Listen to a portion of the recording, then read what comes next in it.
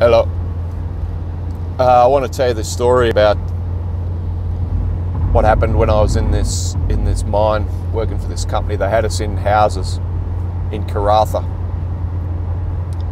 and I was on night shift driving cranes. And anyway, they let us home early because they had something else to do, and they were pretty good company and this kind of thing, and let us go home, and went home about 2 a.m. So anyway, get home, go into my room, and try to get in the door, and it looks like Swiss cheese, man. It looks like, honestly, it looked like someone had taken to it with an axe.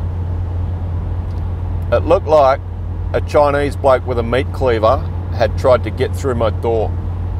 I counted how many times it had been stabbed, and it had been stabbed 17 times.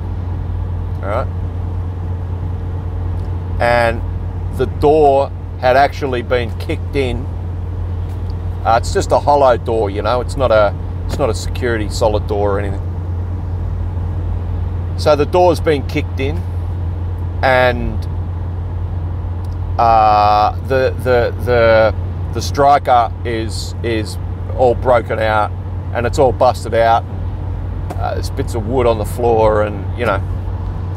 And then I made this. The company didn't supply much stuff, so I made this kind of table for myself out of an old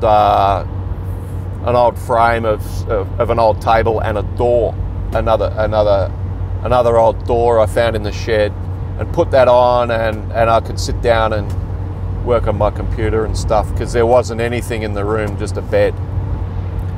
And so anyway, this other door had been stabbed as well, right? And like, I'm going, holy shit! And as I'm tired, right? It's like 2 a.m, you know, 2:30, and so there's these. So I go outside, and there's these guys out there still drinking, pissed out of their heads, and all they said was, "I know nothing. I know nothing." I go, "What happened to my door?" "I know nothing." Fucking hell. So then, great. So I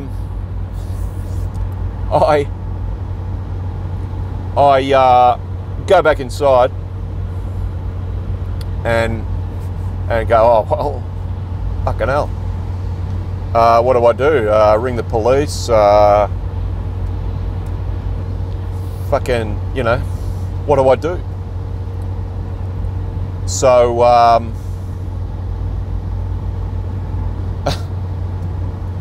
so I thought, oh well, if this dude's going to kill me, then I'm going to die. I'm going to bed.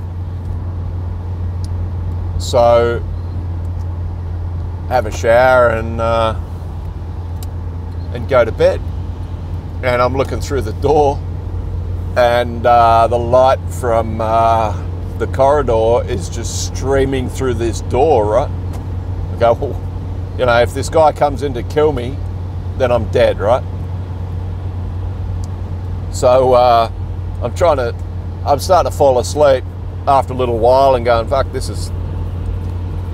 And in my ear, I hear this, Greg.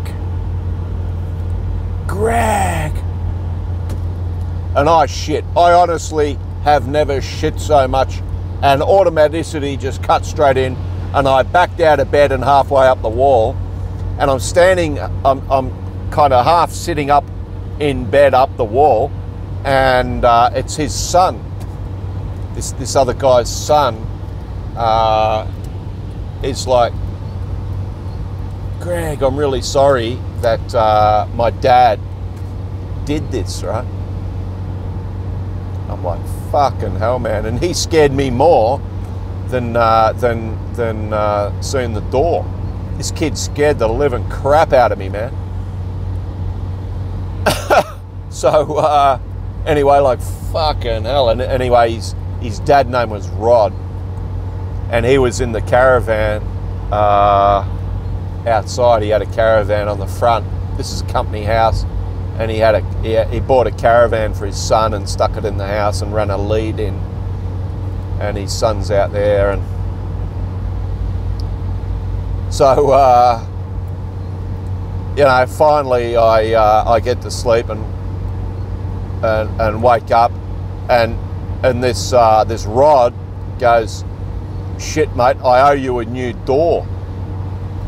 And I go, "Fuck, mate, you might want to." He goes, "I'll fix it." And I said, "You better be fucking quick, mate, because the cleaners are gonna fucking freak out, man." He's like, "Oh yeah." So away we go, and I go back to work, and I'm just working, and I get this call from the boss, and he goes, "What'd you do to your door, man?" And I said, "It wasn't me." And he goes, "Who was it?" And I go, "Fucking hell, man, I can't say." And he goes, "Fuck, just tell me." And I said, "I'll give you one guess." And he goes, "Rod." And I went, "Yep." So he goes, "Right, okay, I'll ring you back." So he rings me back later on, and he goes, "When you get home, pack all your shit and you're going over to the boss's house." And this other boss, no one knew where he lived. They never divulged where the bosses lived. They never took any workers there. They never put the address out. So these bosses, you know, guys get pissed and they go around and fucking throw shit on the roof, and the boss is pissing me off, and knock on his door at 3 in the morning. So these bosses were safe, right? So all this info about Rod is starting to come out, right? So then the guy out the back who was pissed, he starts to tell me that that day he had to take a knife because he was going to kill someone else, right? He had to take a knife off him. And I'm like, fucking hell, man. So the reason this guy stabbed my door is earlier,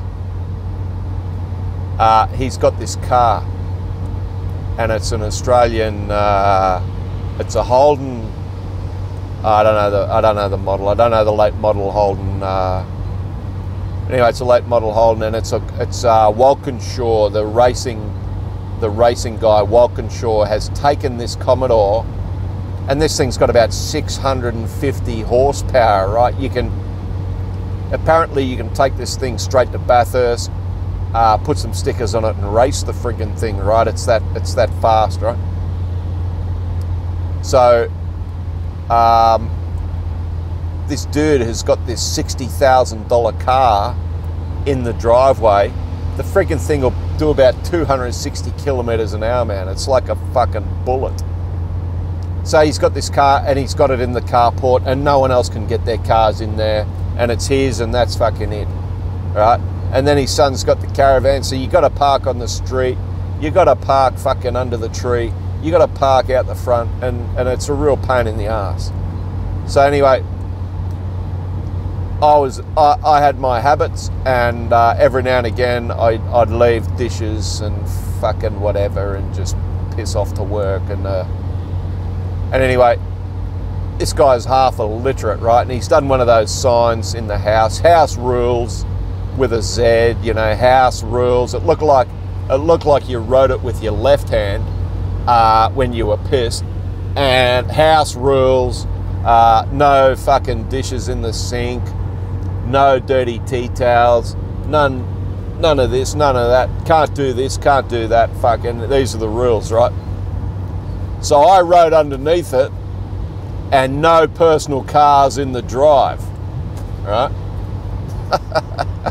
Just to piss him off, because he's like, I put one of your bloody dishes in the sink, right? And it's like, fucking, so what, man? Fuck, I used to cook for fucking, you know, 300 people in the army. Big fucking deal. You put a dish in the sink for someone, fuck you. So this guy was a fucking retard, right? He was on drugs. He was fucking. This guy was off the fucking planet, right? Crane driver. Shouldn't have been driving a. He shouldn't have been driving a fucking shopping trolley, this idiot. So away we go. So anyway, I go to this boss's house, and didn't feel real comfortable there, but it's all right. And just waiting. I was going on R&R and about to fly out in a few days, so that's all right. I stayed there, did my job, and voila, and it was all good, right? And flew out, and they fucked him off. They fucked him off while I was on R&R. They pissed him off, and he sent a photo. He had a radar detector in his car, and he did 1,800 kilometres from Karratha to Perth in about 10 hours. This guy was moving, right? Anyway, he gets to Perth Casino, goes to the, this is how things are really out there, right? Gets to Perth Casino. This guy was on speed, and this guy was off his face, right? And gets to Perth Casino and wins about 10 grand on blackjack, I think it was. Then puts it all on a table, gets a motel and a hooker, puts it all on a table, and takes a photo of it and sends it back to all the boys. So every minute now this guy is this photo of this idiot. He's just been sacked, and he's just got a 110 grand, right? So, but apparently the money for the car, he couldn't get it from the bank. He got it from the loan sharks, and once he couldn't get another job because he couldn't supply a reference, right? Because the guy was a fucking complete and utter loser. What he did was upturn tables. He'd go to the client, because as a crane driver, you're always working for a client, right? You go out there, what do you want, mate? Yeah, no worries. So he'd be out there fucking turning tables over, right? And upsetting everyone and fucking carrying on like an idiot. And so he couldn't get a reference, they couldn't get a job. So the loan sharks came and got the $60,000 fucking car. Screwed. So that was Rod. That was fucking Rod, all right. So he's another famous fucking person I've met.